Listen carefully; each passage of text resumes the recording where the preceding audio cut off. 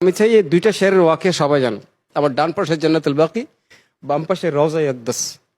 আমি বাবু সালামকে সামনে নিয়ে বসে আকাশের দিকে তাকিয়ে এত তাকওয়া নিয়ে বলেছিলাম, আল্লাহ তুই এই মাটিকে ছিদ্র করে দে, আমি মাটির নিচে ডুব, যেখানে তোর হবে সেখানে আমি থাকতে চাই, আমাকে এখান থেকে কোথাও নিয়ে যাস। আমি অনেক তকওয়া নিয়ে, অনেক জজবা নিয়ে আল্লাহর কাছে আকাশের দিকে তাকিয়েছিলাম অনেকক্ষণ।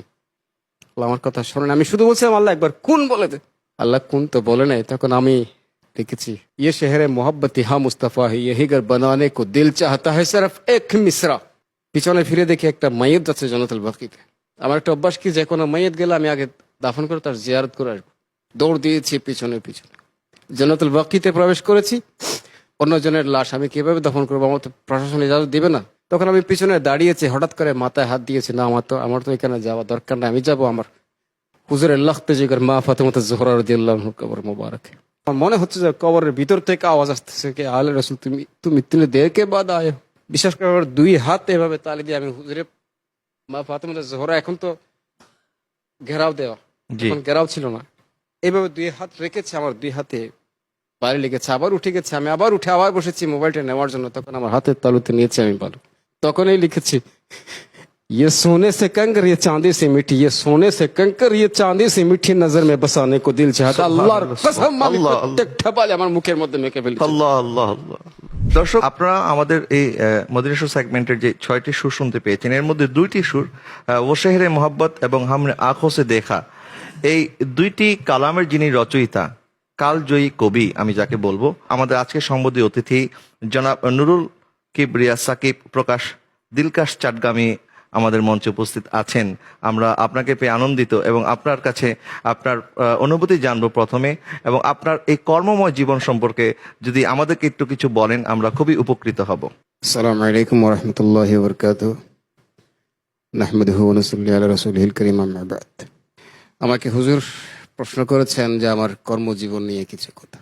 এটা বলতে গেলে আসলে অনেক কথা বলতে হবে, আমি সংক্ষেপে বলি। আল্লাহ হয়তো আমাকে এই কাজের জন্যই বানিয়েছিলেন। মাশাআল্লাহ। আমি এতটুকুই বলবো, আল্লাহ হয়তো আমাকে দুনিয়াতে পাঠিয়েছিলেন শুধু একটা কাজের জন্য। আমি দ্বীনি তালিম আমার এলাকার মাদ্রাসা থেকে নিয়েছি। এরপরে দ্বীনি ইলম হাসিল করার জন্য আমি বিভিন্ন জায়গায় পাড়ি জমিয়েছি। সর্বশেষ কর্মজীবনের কথা যেহেতু এসেছে, আমি রিজিক তালাশের জন্য সৌদিয়াতে গিয়েছিলাম। আজকে এখানে বলে আমি রিজিক তালাশ করতে পারিনি। এমন একটা 32 বছরের জীবন আমার বাহিরের। 27 বছর আমি মদিনা মুনাওয়ারায় ছিলাম। এমন একটা বৃহস্পতিবার ছিল না যে রাতে আমার মাহফিল হতো না। কোনো কাজে আমি করতে পারিনি। এই হুজুরের সানা, আমি এমন রাত গিয়েছে, আমি ওইখানেই পড়েছিলাম, ওইখানেই চলে গেছে রাত, দিন, সপ্তাহ চলে গেছে। আমার চাকরি ছিল বালিশের নিচে চলে গেছে, কুজিনে দ্বিতীয় চাকরি। আর যেখানে আমি হুজুর পেয়েছি, আমি থালার চাকরি দিয়ে কি করব। তো আমি আরেকটু কথা বলতে চাই, যদি ইজাজত দেন। জি জি। এই যে একটু আগে নাত পরিবেশন করা হয়েছে, ও শহরে মোহাব্বত জাহা মুস্তাফা, জি। এটা সেদিন শনিবার ছিল। আপনারা যারা মদিনা মুনাওয়ারা গিয়েছেন তারা অবশ্যই দেখেছেন, বাবুল বাকি থেকে বাইর হয়ে বাম পাশে আসে, মানে আছে বাবুর রকম জিব্রাইল, বাবু জিব্রাইল, বাবুর রকম আর বাইন। জি। আর বাবে জান্নাতুল বাবুল বাকি হচ্ছে 41 নম্বর বাব। 40 নম্বর বাব তখন উন্মুক্ত ছিল, 2002 সালের কথা বলছি আমি। ওইখানে সামনে গেলে আপনি দেখবেন একটা মিনার আছে, যেটাতে ছাতা বর্তমানে ছত্রি লাগা হয়। আমি ওখানে বসেছিলাম। আজকে এখানে যারা আছেন, আমার দুইখানে 2টা ফেরেশতা আছে, আপনারও সাক্ষী থাকবেন ইয়াউমুল কিয়ামা।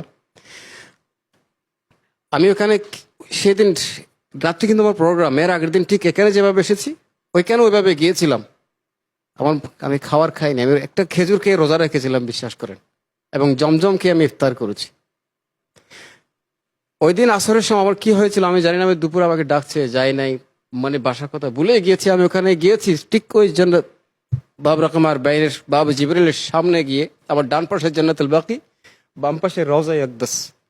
আমি বাবু সালামকে সামনে নিয়ে বসে আমি আল্লাহকে বলছিলাম, হে আল্লাহ, এক লফজ বানানো কথা নয়, আমি আল্লাহকে বলছিলাম, হে আল্লাহ, আকাশের দিকে তাকিয়ে এত তাকওয়া নিয়ে বলেছিলাম, হে আল্লাহ তুই এই মাটিকে ছিদ্র করে দে, আমি মাটির নিচে ডুব, যেখানে তোর হবে সেখানে আমি থাকতে চাই, আমাকে এখান থেকে কোথাও নিয়ে যাস। আমি অনেক তকওয়া নিয়ে, অনেক জজবা নিয়ে আল্লাহর কাছে আকাশের দিকে তাকিয়েছিলাম অনেকক্ষণ।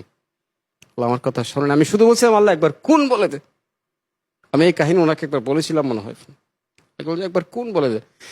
আল্লাহ কোন তো বলে নাই। তখন আমি দেখেছি আজকে যারা ও শহরে পড়েন আর কি, তাদের জন্য ये शहर मोहब्बत यहाँ मुस्तफ़ा है, यही घर बनाने को दिल चाहता है, सिर्फ एक मिसरा, सिर्फ ये मिसरा।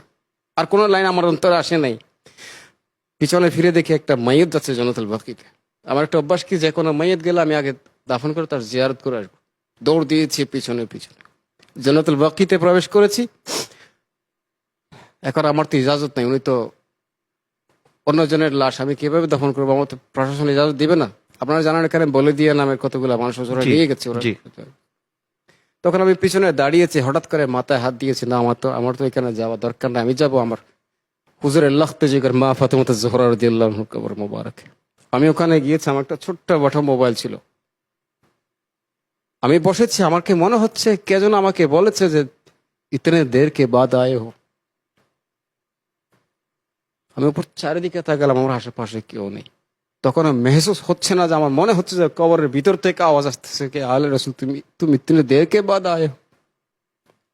বিশেষ করে আমার দুই হাত এভাবে তালি দিয়ে আমি হুজুরে মা ফাতেমা জোহরা, এখন তো ঘেরাও দেওয়া, জি। এখন ঘেরাও ছিল না, এইভাবে দুই হাত রেখেছে, আমার দুই হাতে বাইরে লেগেছে, আবার উঠে গেছে, আমি আবার উঠে আবার বসেছি মোবাইলটা নেওয়ার জন্য। তখন আমার হাতের তালুতে নিয়েছে আমি ভালো। তখনই লিখেছি, ये सोने से कंकर ये चांदी से मीठी, ये सोने से कंकर ये चांदी से मीठी, नजर में बसाने को दिल चाहता। আল্লাহর কসম আমি আল্লাহ, প্রত্যেকটা বালি আমার মুখের মধ্যে মেখে ফেলেছি। আল্লাহ আল্লাহ আল্লাহ। এরপরে যখন ওখান থেকে বাইর হচ্ছিলাম, আমি আমার পা থরথর করে কাঁপছিল। এই শার্টটা কেউ পড়ে নাই, তরতর করে কাঁপছিল। আমি কোন জায়গায় পা রাখতেছি, আমার ভয়ে কাঁপতেছি কি এখানে হুজুরের কদম তো পড়েছে কোথাও, আমার যদি আর বেয়াদবি হয়। তখন আমার জুবান থেকে এই শেরটা কিন্তু দ্বিতীয় মিসরা ওই কালামের। জি। এখন মানুষ উলট পালট করে ফেলেছে, আগেরটা পিছে, পিছেরটা আগে পড়ে। আমি লিখেছি कि कदम जिस जमी पर रखे हैं नबी ने, वहां कौन रखे सर फिर वो जमी में, वो गलियां जहां मेरे चलते, वो गलियां जहां चलते थे मेरे आका, वहां दिल बिछाने को दिल चाहता। সুবহান।